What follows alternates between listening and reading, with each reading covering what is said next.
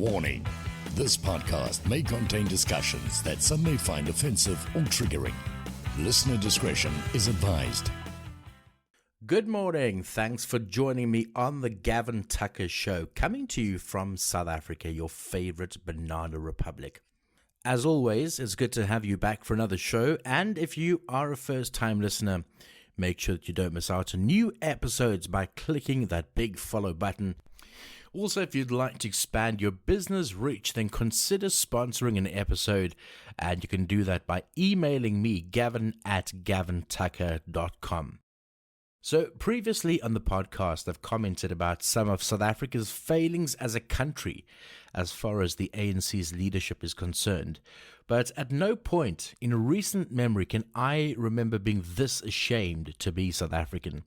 As you might have seen, South Africa, has taken Israel to the International Court of Justice at The Hague in Netherlands over what it believes is a planned genocide against the people of Gaza. This, of course, follows the attack of Hamas against Israel on the 7th of October last year, and it's the biggest and most violent attack against the people of Israel, and it also happens to be the day that the most Jewish people have been killed in one day since the Holocaust. Innocent children were attacked and brutally murdered in their beds, oftentimes beheaded, while countless adults suffered a similar fate, with women being raped by Hamas.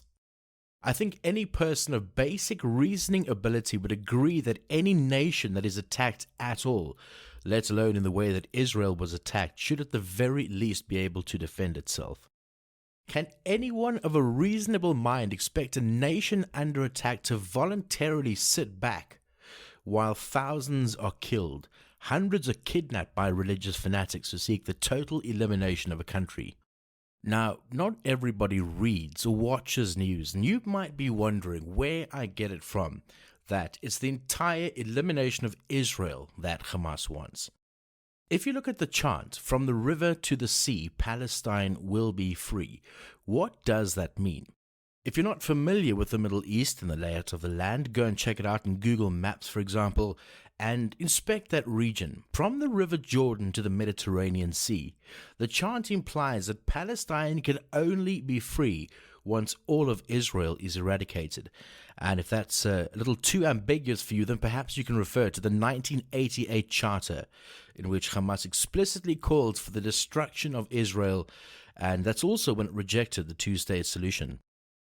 Hamas is not interested in self-determination of Palestine. Their agenda is purely anti-Semitic, and it is them that wishes to perpetuate a genocide against Israel. It's in their charter, it's right there for you to read. Their mission is the eradication of Israel, and if you plan to destroy a country in its entirety, isn't it obvious that genocide is part of the mission? Of course it is. The only difference is that Hamas hasn't been successful. If it were not for Israeli technology, and I speak here about the Iron Dome, how many more people wouldn't have been killed on the 7th of October? As evidenced by one of the lawyers in the International Court for Justice, viewers could see footage of a Hamas supporter chanting and calling his parents as he celebrates having killed Jews with his bare hands. Is this not anti-Semitism?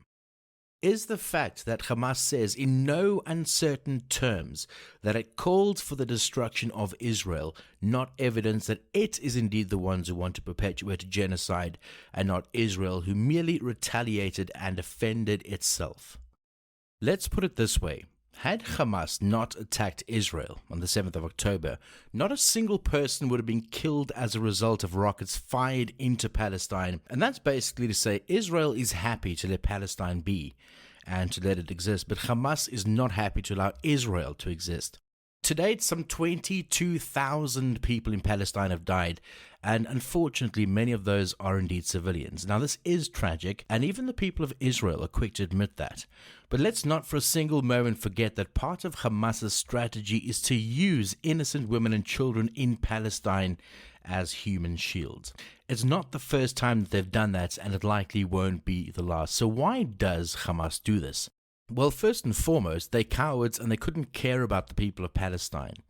You may not like the sound of that, but it's true and therefore it needs to be told. If indeed Hamas did care about the lives of innocent Palestinians, why then does it hide in schools and in mosques and under hospitals? Why don't they allow the civilians of Palestine to go one side and they remain and fight with Israel? And the answer is because they want innocent Palestinians to die. They want children and women to be blown apart by rockets, and that way they can carry on with their lies. That innocent people are deliberately being killed when it is Hamas themselves who are ensuring countless Palestinian deaths. If it was really all about self-determination, don't you think Hamas and other higher Arab committees would have accepted the two-state solution? Sure, it might not be the self-determination that they want, but it's a step in the right direction. It basically paves the way for further negotiations. It opens the way for discussions and discourse, which, of course, they don't want. What they want is an excuse to be able to attack Israel. So, at the beginning of the episode, I mentioned being highly embarrassed to be South African at the moment. And let me explain a little to you about why that is, since not everybody knows about our country and the ANC that governs it. If you cast your mind back a few years to 2017, you may recall the Sudanese mass murdering and genocidal maniac Omar Al Bashir paid his criminal friends in the ANC a visit here in South Africa. Now, if this thug's crimes elude you, he's the guy who's directly responsible for the deaths of over 400,000 Sudanese people at the time. Let those numbers sink in, just in case you missed it. Omar Al Bashir is responsible for the deaths of more than 400,000 people in Sudan. So how does a man like that get to come to South Africa while having committed such atrocities, you might ask? Quite easily, it turns out. You see, the International Criminals Court, also known as the ICC, at that stage instructed the ANC to arrest Omar Al Bashir for his crimes against humanity. And you know what the ANC did? They ensured that he was allowed to leave the country under a cloak of darkness so that he could avoid being arrested. What does this tell us about the ANC? It tells us that in an instance where a real genocide has actually happened, they couldn't give a shit.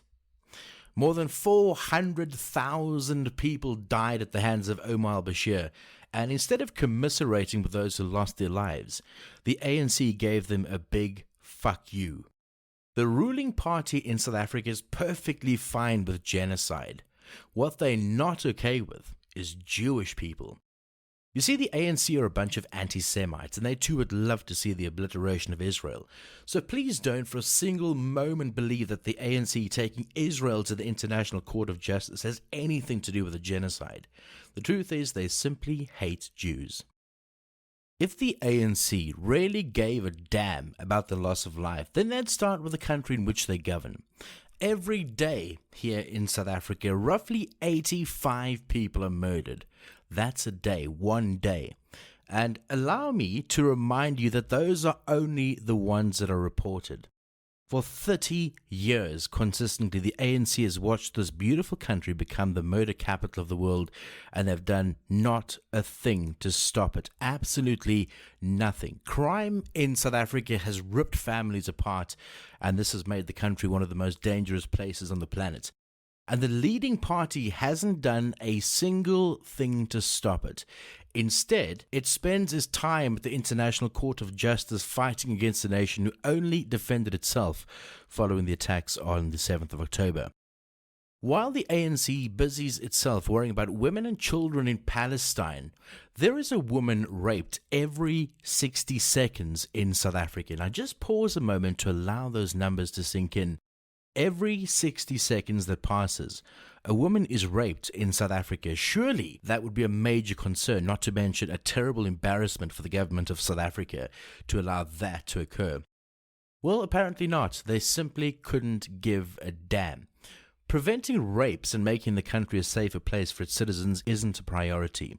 What is, then, you might ask? Well, stealing every penny that can be stolen and then wasting taxpayers' money, making frivolous claims at the International Court for Justice when a country wants to defend itself against an attack, as we saw last year. The ANC has the gall to complain about the people of Palestine not having water and electricity while the country that they are in is at war. Now, this is why it's so ironic. If only the ANC would look at South Africa, a country that is at war with nobody, and yet it doesn't have water and it doesn't have power. Its very own citizens are living without electricity for 6 to 8 hours a day, every day of their lives. In rural areas, small children are still drowning in pit toilets at their schools because the ANC couldn't be bothered to build proper facilities for the kids. Does this sound to you like a government that really gives a damn about its citizens? Other than Omar Al Bashir, another verminous creature to talk about is Robert Mugabe, and of course he's the thug who ran Zimbabwe for almost 4 decades. Here, then, is a person who took the country known as the breadbasket of Africa and turned it into an absolute shithole. What with his theft of people's land, the killing of and displacement of other people, and he turned the currency into a worthless pile of nonsense. And also, Mugabe created hyperinflation that ruined the country forever. Today, many years after Mugabe's demise, after his death, the country is still suffering as a result of his efforts. So, other things about Mugabe: elections were sketchy with fraud and shady dealings. I mean, the 2008 elections, that was a hot mess with violent crackdowns on the opposition. Anyone who spoke out against the regime, against the ZANU-PF and Mugabe, either got harassed or killed, and as a result, Zimbabwe became a country that no longer knew what freedom of speech is. Now, the reason I'm telling you this is to show you that the African National Congress has no problem with an abuse of power, ill treatment of people, illegal activities, or even genocide. In fact, the organization feels quite at home when surrounded by people on the International Criminals Court watch list or on the terrorist watch list like Omar Al Bashir, Robert Mugabe, Vladimir Putin. It just doesn't want people it hates defending itself. Now, hopefully, the International Court of Justice will see through the frivolity of the case and recognize Israel's right to not only exist, but also its right to defend itself. I don't think that's a far-out idea to consider, given that every nation has the right to protect itself and, of course, its citizens. And in case you're still not swayed about the fact that Israel isn't committing genocide, and you believe that it is in the wrong and to blame for the loss of life in Palestine, then just ask yourself one question: who attacked who first? That's it for this week. If you'd like to reach out to me, you can do that on email, gavin@gavintucker.com. You can also find me on Facebook and on Instagram. Till next week, ciao, ciao.